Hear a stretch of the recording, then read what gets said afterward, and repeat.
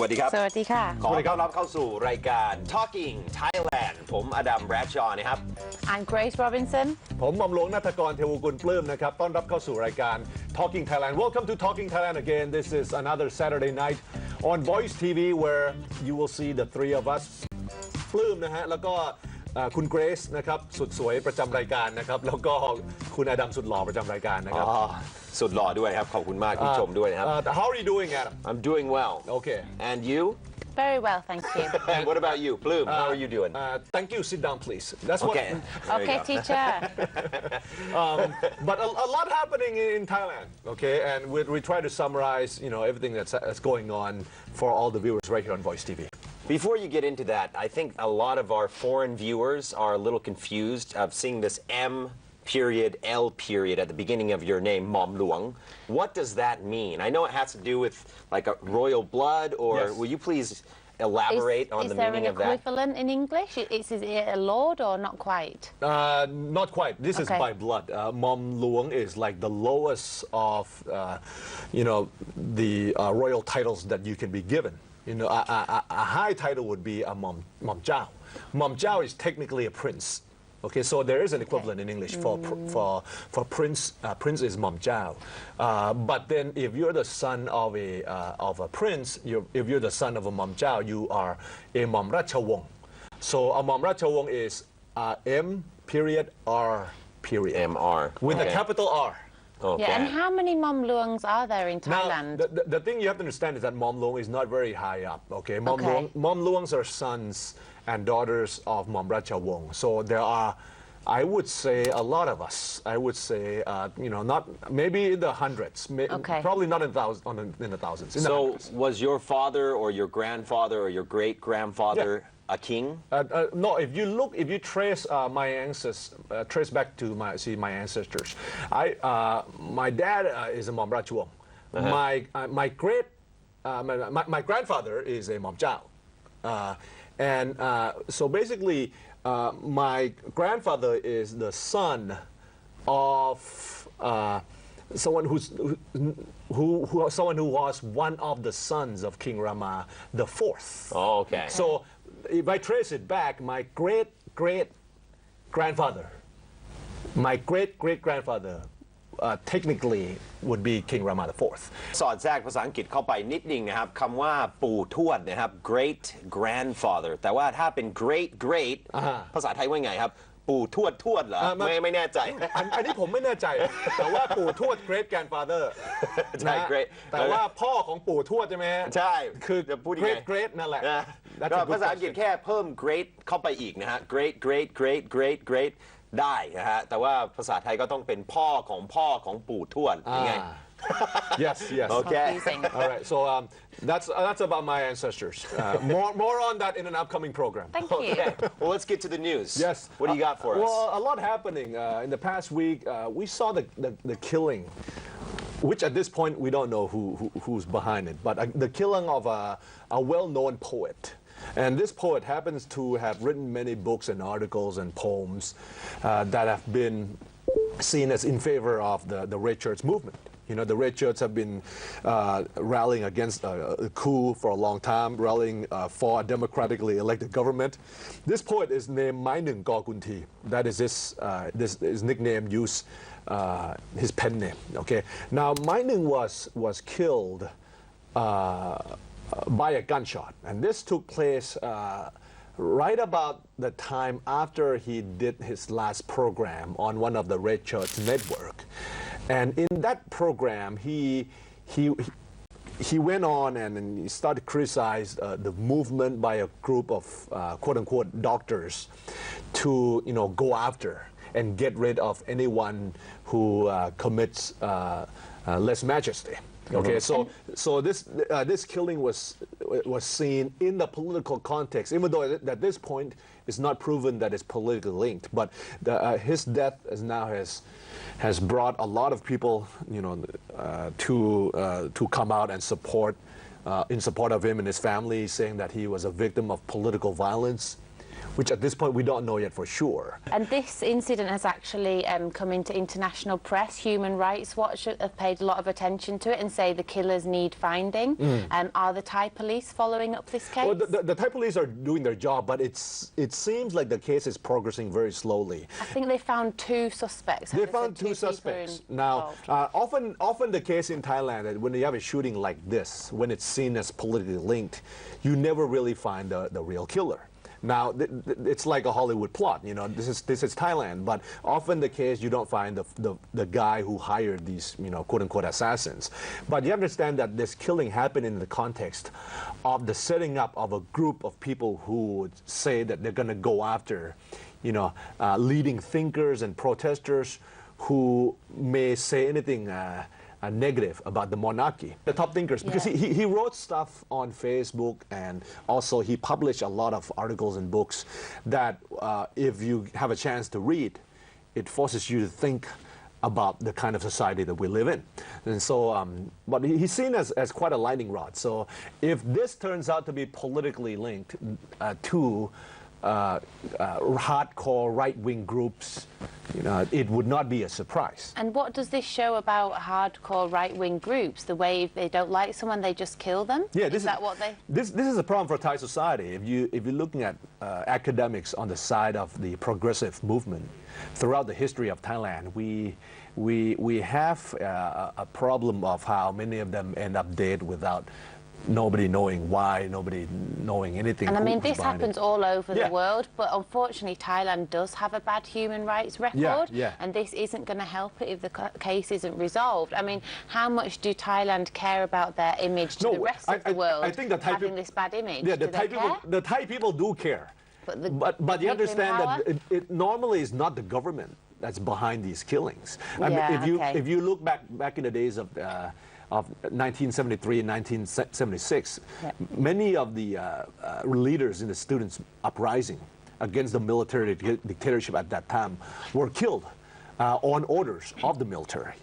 But you never really catch, you know, who gave the orders. But the military was behind many of the student killings. So that took place, and that was a blight on Thailand's human rights record. But now there seems to be this movement to, you know, try to silence guys like Kun Mai Nung. But he's among many, though. That's the thing. If this is the beginning of a spree of killings, then we're looking at violent days ahead. I think that the foreign media sometimes covers the Thai political situation in a kind of a shallow manner, in that they don't really get. I mean, I myself have a pretty superficial understanding of this situation, but I don't feel like if someone is a red shirt, that means that they're anti-monarchy at all, because I think it's a very, very small part, a small percentage of the red shirt movement that you're right about that. I think, what, 95% of red say shirts they're are not. pro-monarchy. Yeah, you're right about that. But Right? the problem with some of the right-wing movements out there, including Gopaposo, is that they try to put this label on the red shirts. And once they put this label on the red shirts, once you have this anti-monarchist label on you, then it's like, okay, it's fair game to kill you. I mean, this is how Thai society works. So I think one of the things they try to do in society right now is to make sure that whatever you're doing, don't just tag this label on someone. Because once you tag this label on someone, it's like, okay, it's fair to, you know, get rid of you. You know, Well, and that's the label he got. I think maybe people that are anti-monarchy should probably separate themselves from other movements. Yeah, that's instead, But because they're really not the essence or the, you know, what's backing the entire red shirt movement or the yellow shirt movement. I mean, I guess you have people.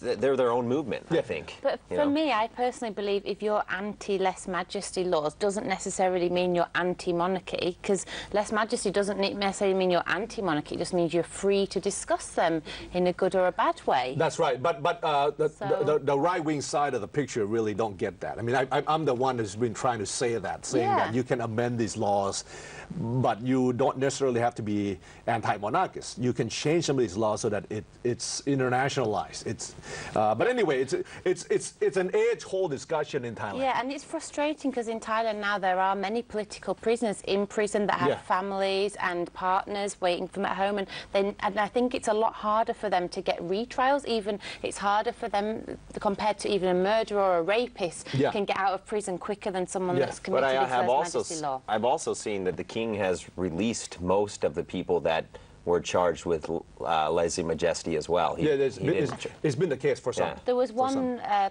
prisoner that wrote a letter to the Bangkok Post recently, and I don't think he's allowed to get this pardon. Now there's a petition now to try to get Kun Somyot Pruksa Kasem Suk, who's been in Yeah. jail for 3 years. Yeah. And Amnesty International is trying to push hard for him to get released. But anyway, it's not proceeding in the way that Amnesty International wants. He's still in jail. Okay, so I mean that's what's happening, and it's a fight that is probably going to continue. Well, so what's the latest on the entire political scope in Thailand now? Have there been any developments? Apisit's been in the news a lot recently. I think he's trying to make talks and communication and compromise, but is his message genuine or is it for his own benefit? Even if his message is genuine, which I believe it probably is genuine, he's trying to find a way out for the country. I myself is dumbfounded. This is a word for today. This is the English word for today. I'm dumbfounded. Yeah. งงนะฮะ งงไม่ งง ใช่งงนั่นแหละ dumbfounded งงเลย คือไม่รู้ว่า most people are dumbfounded because they don't really know what he's trying to aim for. Well, he's trying to postpone the election, isn't he? So hopefully the courts might kick out the Yingluck administration, then he'll have a bit more time to... Yeah, but he's not clear, he's not clear whether or not, okay, he wants, what does he want? Does he want an election? First of all, if he wants an election, he can participate in the election. He doesn't have to go around talking to all of these other people who already are waiting for an election to take place. He wants to bide some time before an election. That's right. He wants to buy some time. Why do you get this? You actually understand politics more than I thought. He wants to buy time. This is also another English word. ซื้อเวลา Yeah. buy some time Yeah. But he's trying to buy time and then have an election sometime down the road. Yeah. That looks to be the idea. Okay, what is, like I said, I follow up on most of these political developments, but what's Suthep's reaction to this? So far, Kun Apisit says that the last people he'll talk to is Yingluck and Suthep. Those are the two last people he'll talk to. So right But now he proposed talks with the Chinawat family, I thought. Yeah, and he even proposed having Thaksin come in via Skype. That's right. And have a live broadcast of their discussion. That's right. But right now he's only talking with the coalition parties and then the election commissioners. And these guys don't really have a problem with anything because these guys are not the conflicting parties. But he's waiting until the last moment to talk to the conflicting parties. Now, the interesting note on this is that he gives himself 10 days. Okay, so probably next week we'll see some sort of a resolution on this. Is it likely to lead to an election down the road? Yes. A coalition government, a grand coalition, the Democrat Party with Pheu Thai in the new government together, like the Labor and Conservative one day, making a coalition together. I mean, it may sound impossible, but I think he's aiming for something like that. But that depends on votes. Yeah. Well, the votes Pheu Thai will win. And then Democrats will come in second. That's how the vote will turn out. But whether or not these guys are willing to... Well, you don't think that together. Pheu Thai will lose votes because of the whole rice pledging scheme? They might lose some, but the Democrats have done worse with the support that they gave to Suthep's movement, which has, turned sour over the past couple of days. So anyway, looking forward, I don't really know how it will be. A little bit dumbfounded. But Watch the space. Could be a coalition, a government, grand coalition after the next election, if they decide to come together and make peace. I must say Thai politics is very exciting, though. Kind of It like is a soap exciting. opera. It is. They're all related. But at the end of the day, the problem we have, and this is different from the UK. In the UK, you have general elections, and then if Labour wins, Conservatives accept that result. You have to accept that's democracy. Yeah. But then, But, I mean, And okay, Apisit went to I don't want to Oxford. play devil's advocate know all what the it is. time, but the other side is they say that when Pheu Thai was in the parliament, they had a parliamentary dictatorship. Because is that true? We could talk about this. Yeah, that's not an. Yeah, parliamentary dictatorship. That's the English term of the day. เผด็จการรัฐสภา parliamentary dictatorship. Okay, we'll end the segment on that. We'll come back with more of Talking Thailand and no parliamentary dictatorship.